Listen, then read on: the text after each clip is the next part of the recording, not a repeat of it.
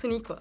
Now, Star Trek is boldly going where the show itself hasn't gone before and cast its first black female lead. Now, do you feel the weight of that responsibility at all? Definitely. Yeah. As a black woman, particularly one raised in the South, I understand how important it is for us to see ourselves. Yeah. I understand how important it is for us to see ourselves in leadership positions, Sure.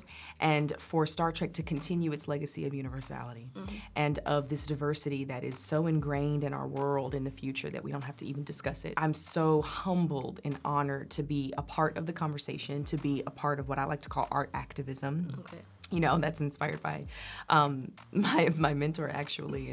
That's exactly what it is, and that's what Star Trek has always been, and that's what it still is now. And so we're just hoping to further that legacy and establish our own identity within that legacy.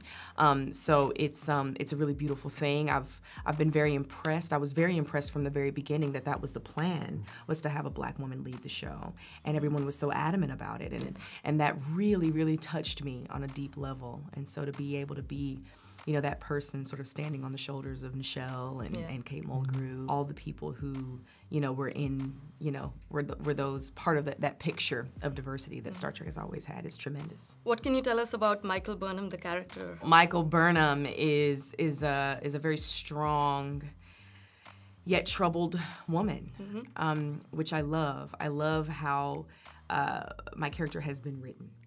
And I love all of the complications and all of the inner conflict that comes with being Michael Burnham, a human raised on Vulcan who has made decisions that she thought were what was best. But I am now on a path of absolution and redemption.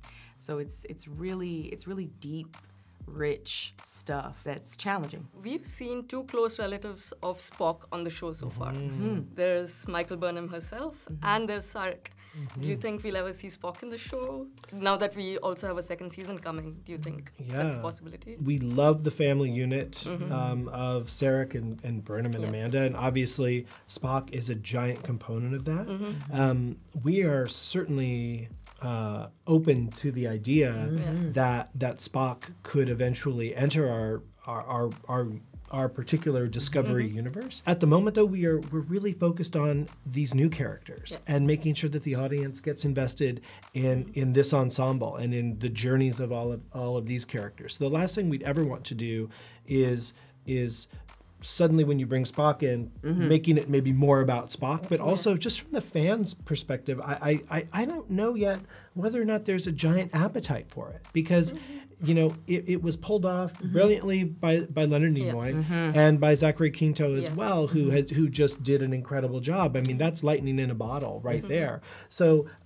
it would have to be the right story and the right time, and we would have to find the right actor. But right now we are truly focused on Michael and the rest of the crew of Discovery. Were you always familiar with the world of Star Trek, or was it much later? I was always familiar with it, at least. I sort of had an osmotic experience with it because my parents used to watch it, and I used to run by the TV when I was a kid, and so I never quite sat down to watch it, but I always knew of it. I always sort of had a peripheral view of it, and I certainly know what it means. I certainly know the impact that it's made on all of us as a society, so I'm just so grateful to God to be here. And did coming off a show like Walking Dead help getting into another big franchise like Star Trek? Oh gosh, yes. I was certainly prepared. Being able to sort of uncover the sort of joys and beauty of the sci-fi genre is amazing, and I am certainly now a really huge advocate for the sci-fi genre because I understand its capability and I understand its potential.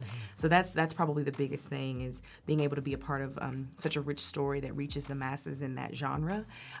Being a part of that show certainly prepared me for this. How important is the fact that Star Trek Discovery is on a streaming site? Does it come with its advantages? The advantages to us to being on streaming, frankly, we have the permission to do language and nudity and all of those things that you might fans might enjoy on certain programs, but Star Trek, it's not well suited to Star Trek. This is a different kind of show with a different kind of legacy, and if we were ever to do those things, they have to be organic, and they can't be gratuitous at all. What we have found is that, you know, we're not necessarily leaning into those things.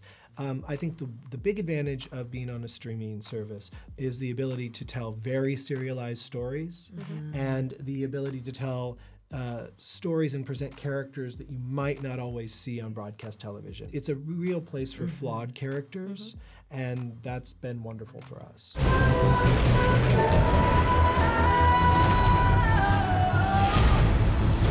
Better hurry. I'm getting very close to... You're mad. I'm mud. You chose to do the right thing.